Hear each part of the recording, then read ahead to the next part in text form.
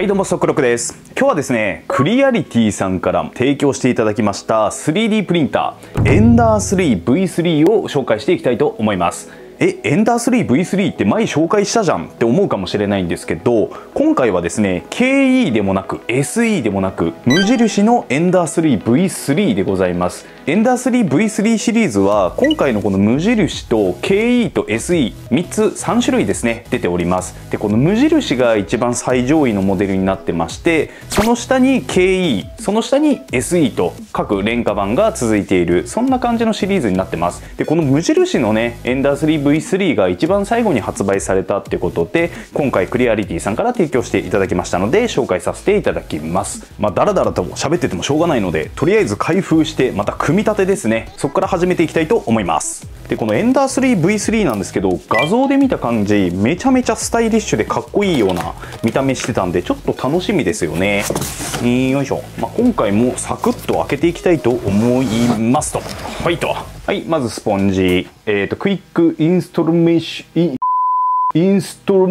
ションガイドで、また今回もこの可愛いキャラクターのステッカーが入っております。これは非常に大事ですね。とりあえずなんかテスト用のフィラメントだったり、ちっちゃい部品がねこの辺りに収められてるんですけど、これはちょっと後で組み立てながら紹介していければなと思います。早速本体が見えてきましたね。こんな感じで、うわめっちゃかっこいい。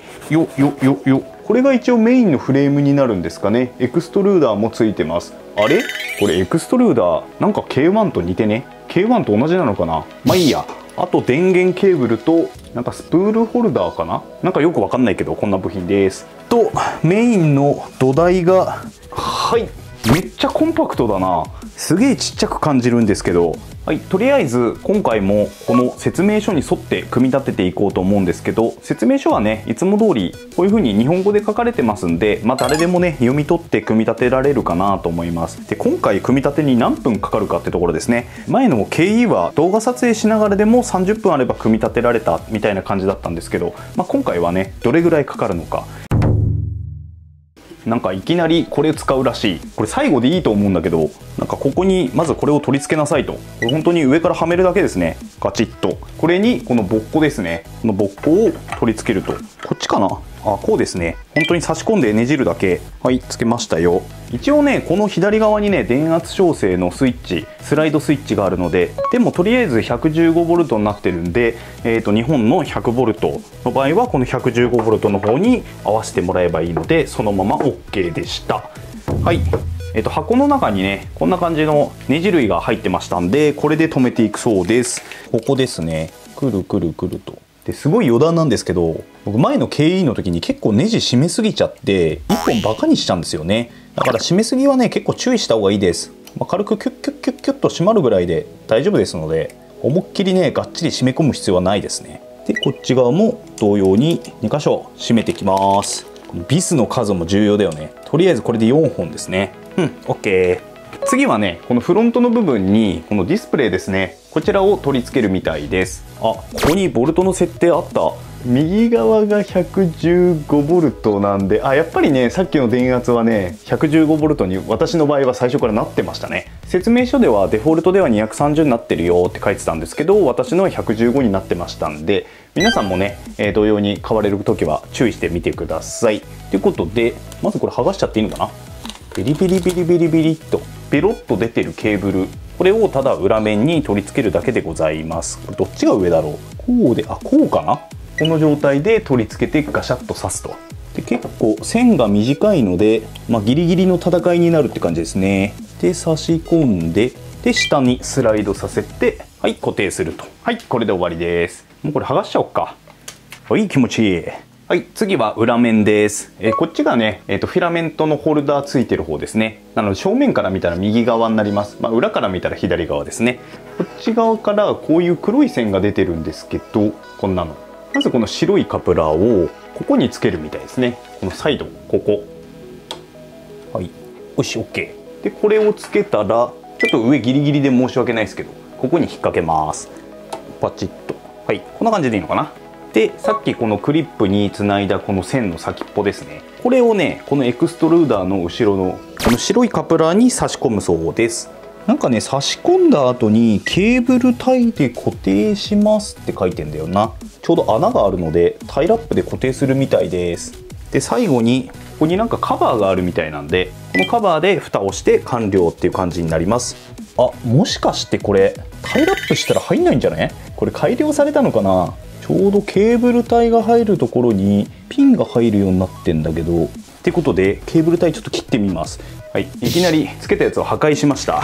これケーブルタイつけろってなってるけど、このケーブルタイ刺さる穴にピンがちょうどついてて、これが刺さるようになってるんで改良されてるんじゃないかな。これでがっちりホールドされるっていう仕組みになってるんじゃないかなと。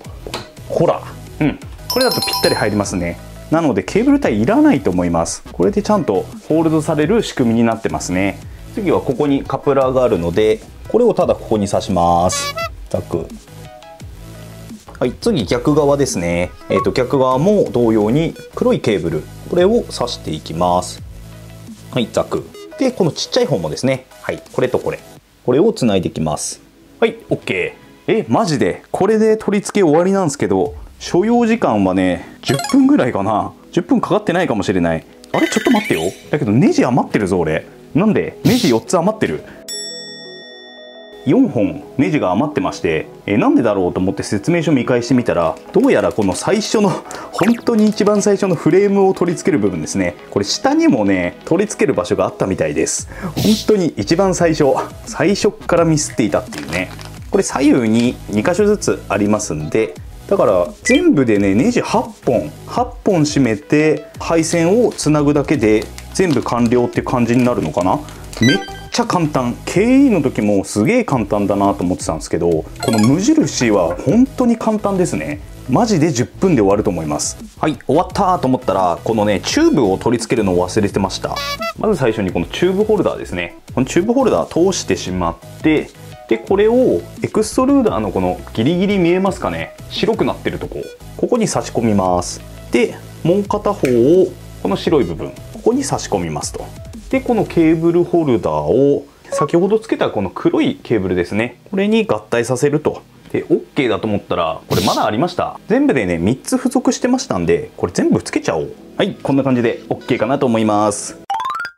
ということで無事に組み立てが完了しました。でかかった時間はおそらくね10分15分ぐらいですかね。それぐらいだと思います。ビス8本でプラス配線はカプラー接続、あとはこのテフロンチューブだったりそういったものを取り付けるだけなんで、本当に簡単なね組み立て方法となってると思います。これだったら誰でもできるし、すっげえ本当にすぐ終わる。で組み立てて思ったのが、めっちゃちっちゃい、幅がすごい狭いですね。KE と比べてもかなりコンパクトに収まってるのかなと思います。でプラスこういった感じでね一体化のフレームになってるんで、見てください、この角全く継ぎ目がないんですよ。だから見た目めっちゃスタイリッシュでかっこいい。で強いて言えばこの辺の黄色いテープですね、これ今まだくっついてますけど、これを剥がしてあげれば、このテープもこれ注意喚起なんでね、本当はつけといた方がいいのかもしれないですけど、ちゃんと剥がれるようになってるんで、ベッド取ってあげればさらに美観はいいものになるかなと思います。で実際にフィラメントを取り付けてねテスト印刷していこうかなと思うんですけど、フィラメントの取り付け位置が今まで上にあったものがね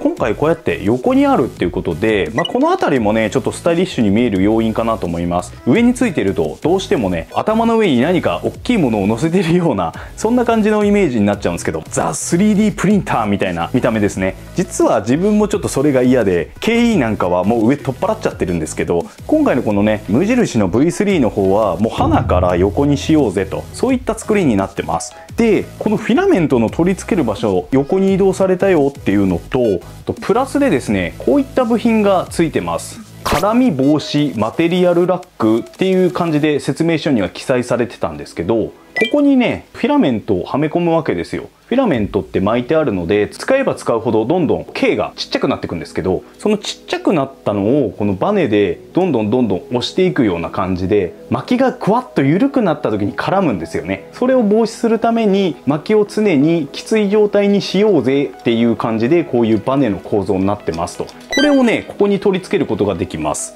で今実際にやってみようと思うんですけど、つけるのはねクリアリティのハイパーシリーズ PLA のハイパーシリーズフィラメントですね。今回はこの青これをね取り付けてテスト印刷してみようかなと思います。ハイパー PLA ブルーですね。これかなりいいフィラメントなんで、失敗したくない造形には結構おすすめのフィラメントになってます。でこれを挟むんですね。こうで使用していって、巻きが緩んでくるとこいつが押し出してくれると、そんな構造になってますね。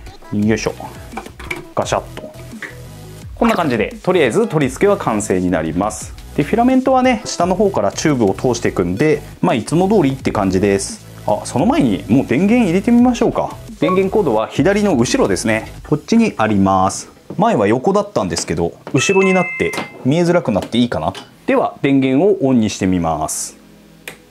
で電源を入れるとこんな感じで初期画面になります。はい、日本語を選んでいきます。日本語、次へ。でポリシーに同意しますと、ここはちょっとこのままいきます。同意して次へ。でネットワークの設定ですね。これはご自宅に Wi-Fi 環境がある場合は設定してください。僕はあるんで設定していきます。はい、つながりましたので次へ押します。でタイムゾーン、日本は UTC のプラス9時間ですね。ちゃんとカッコ JST って書いてますね。でこれを選択して次へ押しますと。アプリのコードスキャン、これはやってもやらなくてもいいんですけど、私はやります。でアプリ登録するとですね、こっち側でね機器をね制御できたりしますんで、ということでニューデバイス来ましたね。でアプリの方に登録できましたので、これで次へ押しますと。で機器セルフチェック検出を開始をします。はいと、テスト中はプリンターに触らないようにしてくださいってことで、勝手にねテストが始まってくれますと。はい、今ね振動パターンの最適化、これを自動でやってくれてます。で以前の KE はね後付けだったんですよ。後付けで振動センサーを取り付けてこの最適化っていうのをやってたんですけど、今回のこの無印の V3 は元から付いてるのでセンサーを後付けする必要がありません。これはねポイント、いいところ。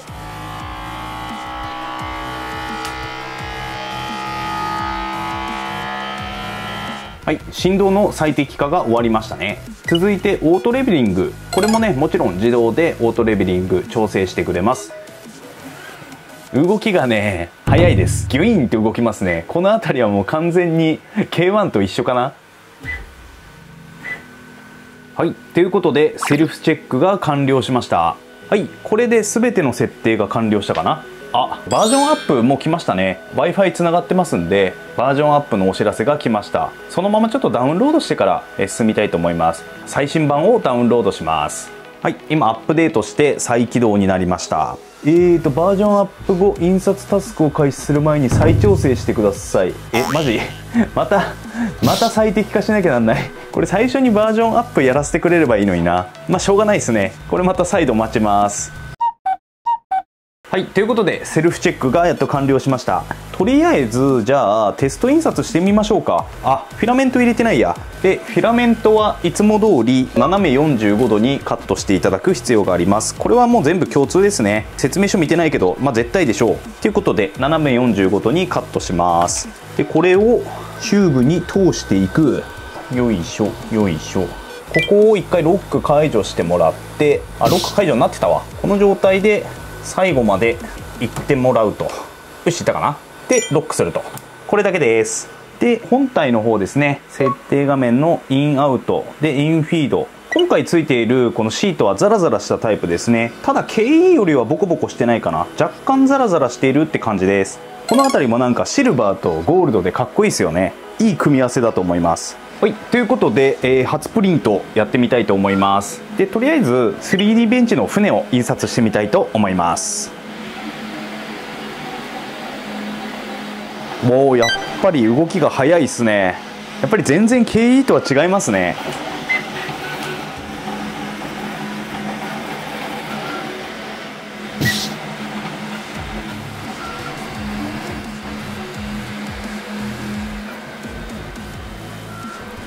できたかな。はい、ということでプリントが終わりました。結構くっついてんな。よし。いや普通にね綺麗っていうか、こんな揺れまくりのテーブルの劣悪の環境の中、よくこのスピードでこれだけプリントできるよね。かなり感心しましたね。上出来ですね。いい感じだと思います。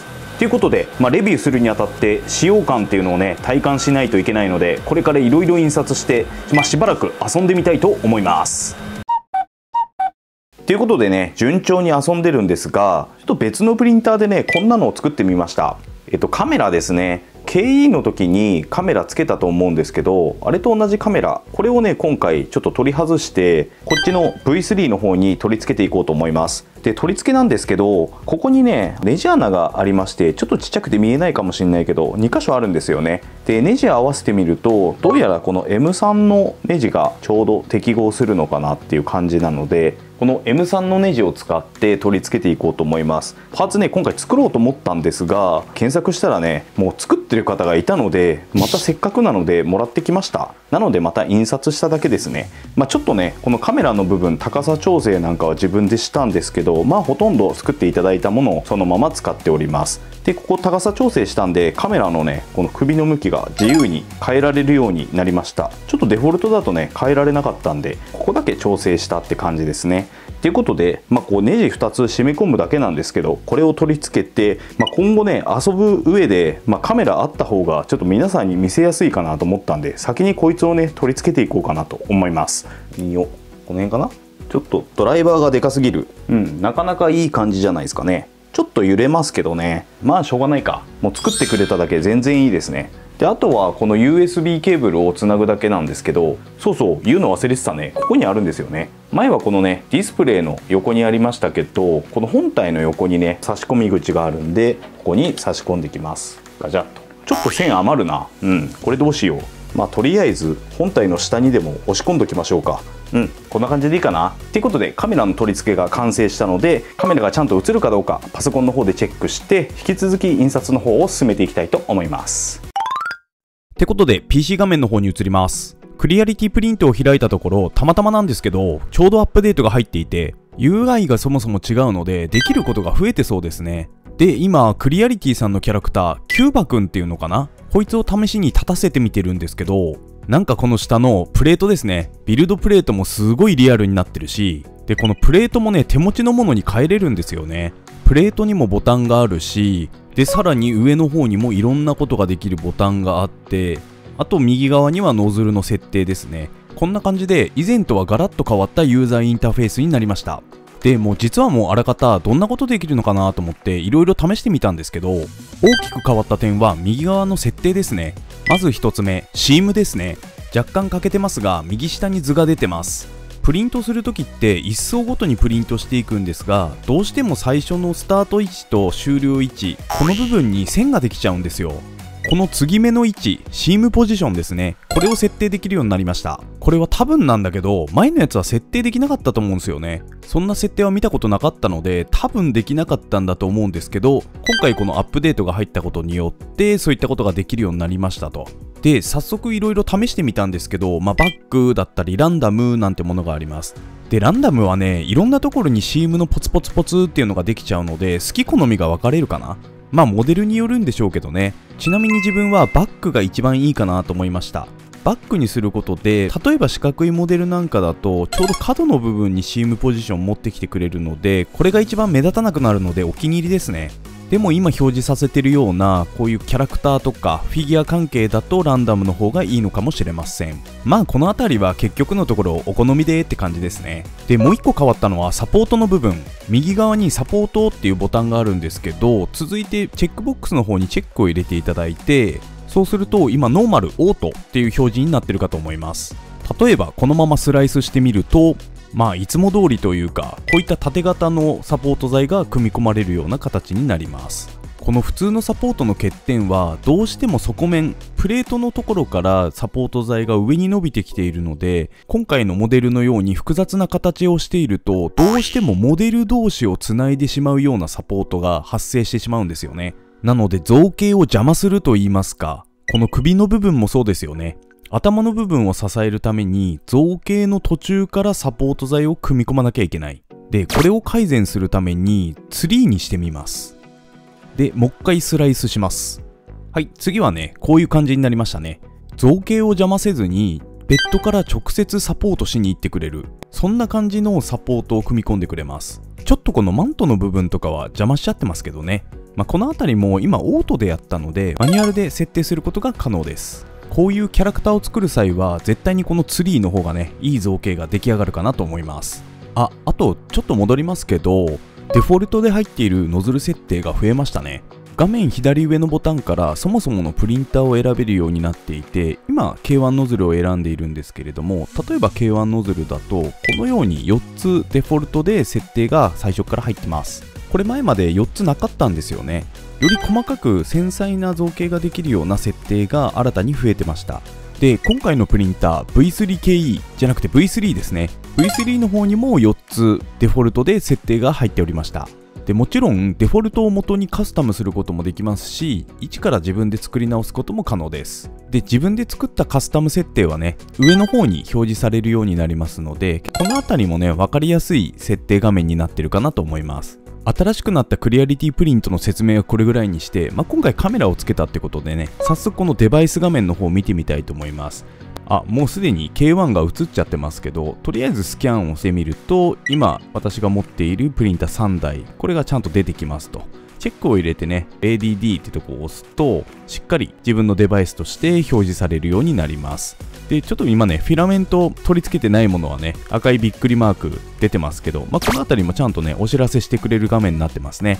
それは置いておいて、V3 のディテールっていうボタンを押してみたいと思います。ちゃんと映ってますね。はい、バッチリ映ってます。ちなみに K1 のディテールを押してみると、はい、こんな感じで K1 の方のカメラも表示させることが可能です。2台3台持っている場合はね、この画面で一括管理または確認ができるので、非常に便利ですよね。で、この辺りのスライサーソフトの使い方なんかは、手が空けばね、いずれ1本動画を作ろうかなと思ってますので、それはその時にね、詳しく紹介できればなと思います。とりあえず V3 の方には無事カメラがつきましたので、これでね、いろいろ印刷したものを動画でお見せすることができるかなと思いますので、これからね、いろいろテストも兼ねていろんなものを印刷してみたいと思います。いろいろ印刷しているついでに騒音ですね。K1 と今回の V3 と比べてみました。これ何が原因なのかがもうここまで来るとよくわかんないんですけど、V3 の方がね、静かなんですよね。だいたい3デシベルから5デシベルぐらいは少ないんじゃないかなーっていう気がしますね。実際部屋の中にいても体感で V3 の方が静かかなっていう印象があるんですけど、どうしてもね、大きく動く造形を作るとそれなりに騒音が出るので、そこはね、トレードオフと言いますか、しょうがない部分なのかなと思います。で、どうしても静かに印刷したいときはスピードを落として印刷すると静かに印刷ができます。はい、ということで3週間ぐらい使ってみたんで、最後にね、機能の説明とまとめですね。このエンダー 3V3 は良かったのかどうかっていうことを詳しく話していきたいと思います。で、まずね、この台をね、急遽作りました。で、前の折りたたみテーブルだとやっぱりね、結構揺れちゃうので、あまり 3D プリンターの造形には適さないなということで、急遽 3D プリンター専用の台ですね。これ今カメラに映してないんですけど、実は2段になってまして、合計4台収納できます。っていう余談は置いておいて、まずエンダー 3V3 の機能なんですけれども、最大印刷速度 600ms/s で、最大加速度2万 ms/s スクエアっていうことになってます。で、これはね、K1 シリーズと一緒です。もうスピードはね、全く一緒。じゃあ K1 シリーズと何が違うのかというと、エンクロージャーがない。もうただそれだけだと思います。もうそういう認識で全然 OK だと思います。エンクロージャーがなくて K1 シリーズより安い。そういうモデルですね。3D ベンチも最大で13分、マックス速度で13分で印刷することが可能でした。で、振動センサーもついてるし、で、オートレベリングももちろんついてるということで、前に紹介した隣に設置してあるエンダー 3V3KE、こっちはね、振動センサーがなかったので、センサーをね、後付けして振動を検知するような感じだったんですけど、こっちはもう内蔵されてると。で、オートレベリングは両方ついてます。で、一つね、これはすごいいいなと思ったのが、このエクストルーダーのこのノズルですね。このノズルの交換がめちゃくちゃ楽でした。で、このシルバーのカバーは横にあるネジですね。これ付属の六角レンチで取れるんですけど、これ左右1箇所ずつ、これを外していただいて、あとはね、付いてる付属のソケットレンチでノズルを回してあげるだけで取れるような構造になってるので、非常にね、ノズルの交換が楽です。ノズルを交換することによって一応カーボンのフィラメントもね対応しているので、そのあたりはね、硬化ノズルなんかに取り替えればいいのかなと思うんですけど、硬化ノズルがねあんまり今ちょっと出回ってないのかな、見当たらなくてちょっとそれは買えませんでした。でその代わり新しいフィラメントドライヤーを買ってみました。これクリアリティさんのニューフィラメントドライヤーですね。これ2つ入るモデルもあるんですけど、今回はシングルのタイプをね買ってみました。なんだっけな、クリアリティスペースだったかな。多分宇宙船をイメージしたようなデザインだと思うんですけど、今電源オンにしたんですけど、ここに電源ボタンついてまして、はい、こんな感じでタッチパネルになってますんで、プリセットを変えてもらってスタートを押すだけですぐ開始されると。まさになんか宇宙船というか近未来っぽい感じの表示ですよね。こんなものも同時に発売されてますんで、気になる方はチェックしてみてください。で今回印刷したものなんですけど、もともとねこの本体にテストデータがいろいろ入ってて、それをまずね片っ端から全部印刷してみました。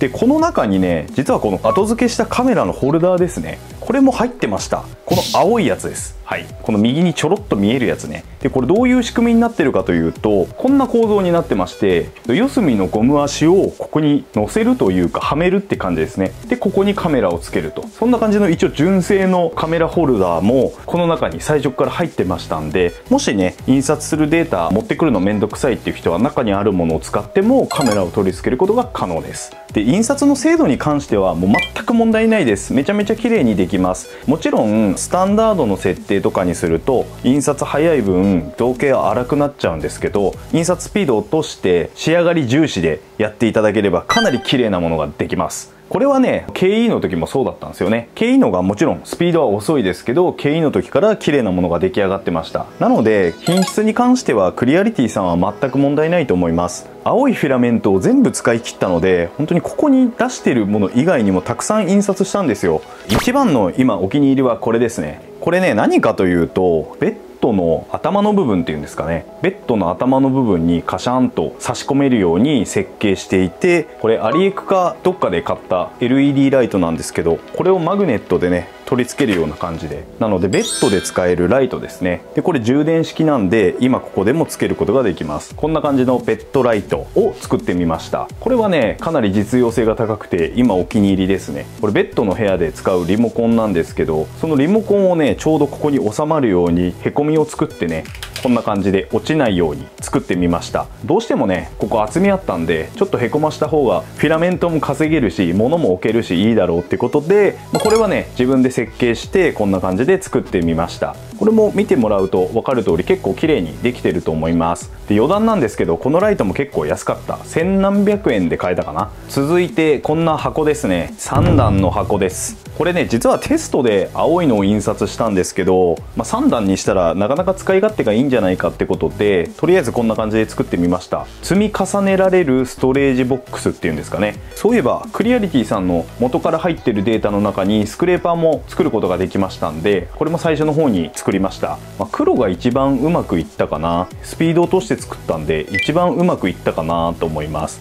あ、そうだ、この一番下の青いやつはね最後フィラメント足りなくなっちゃって最後の部分が黒くなっちゃいましたね。これがちょうど青を使い切った作品になります。黒重ねれば目立たないなってことでこのまま使ってます。はい、ということでね、いろいろ試したんですけど結果はすごく良かったです。最後に、これだけは言いたいんですけど、見た目がねやっぱりすごいスマートですよね。 KE と並べてみると全然ボコボコ感が違いますし、もう何て言うんですかね、この曲線美、これが本当に素晴らしいですよね。普通にリビングに置いててもいいんじゃないかってぐらいインテリアにマッチする非常にいいデザインかなと思います。でただ今ねちょっと1点問題というか、あんまり問題でもないんですけどね、この KE の方にはねライトをつけることができたんですよ。今のところ多分この V3 の方の純正のライトっていうのはないんですよね。なのでこれちょっと後で発売してくれると嬉しいなと思ってるんですけど、でもなんかねこの後ろのところにビス穴2箇所あるので後から発売されるんじゃないかなとも思ってます。ここにビス穴あるんで作ろうと思ったら作れそうだけどね、